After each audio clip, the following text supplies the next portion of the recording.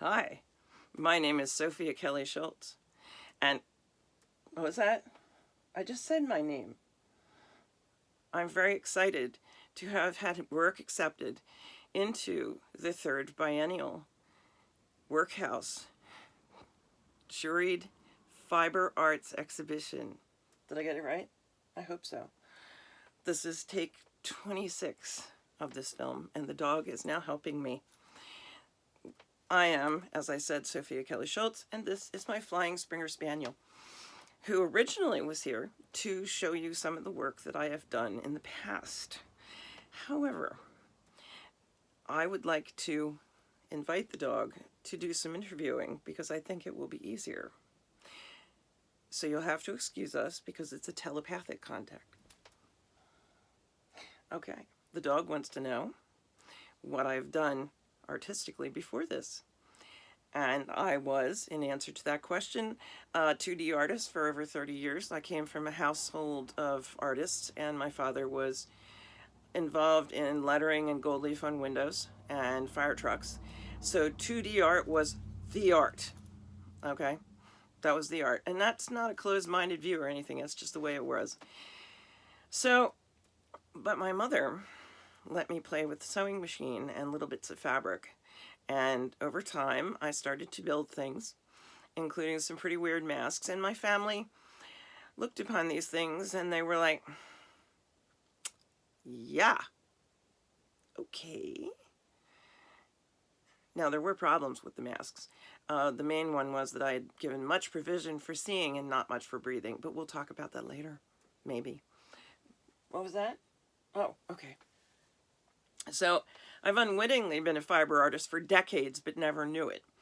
I thought it was fancy work, beading, needlework, costume decoration, all the things that fiber art encompasses without ever realizing it.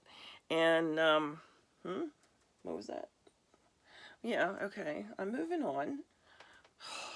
Everybody's a critic. So I've done some pretty crazy things.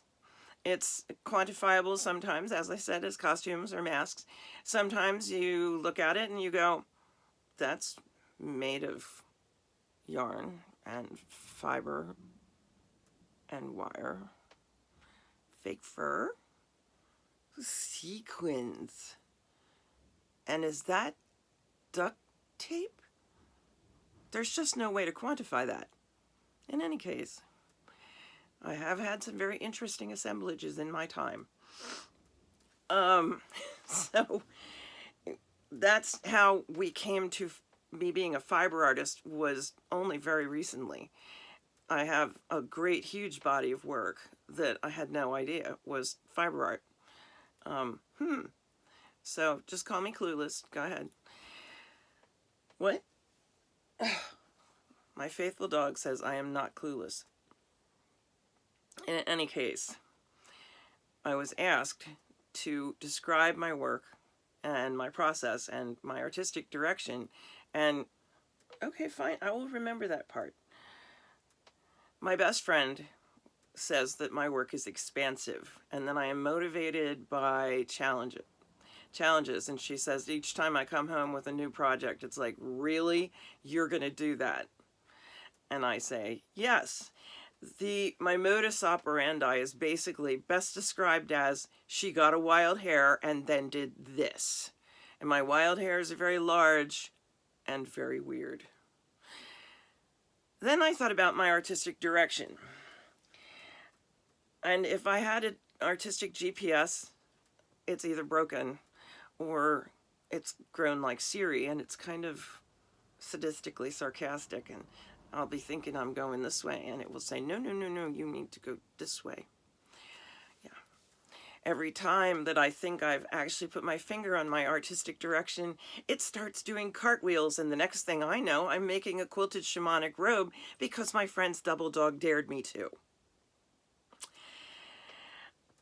That's pretty much how my artwork rolls. I often come up here, look at my materials, see what's laying around, and get ideas just by looking at the materials. I don't often come up here with one specific idea in mind, because as you can see, this is my crazy studio. It's actually pretty clean right now. So let's talk about the piece that was accepted for the show. And that would be this fabulous facsimile of my needlework called Giant Tube Worms, which you can see here, Giant Tube Worms. The original is currently trapped at the Woodlawn and Pope Leahy House, thanks to our friend, coronavirus, and it's safe. We know it's safe. In any case, the original design was sketched onto the cotton with white pencil and then filled in using single strand silk.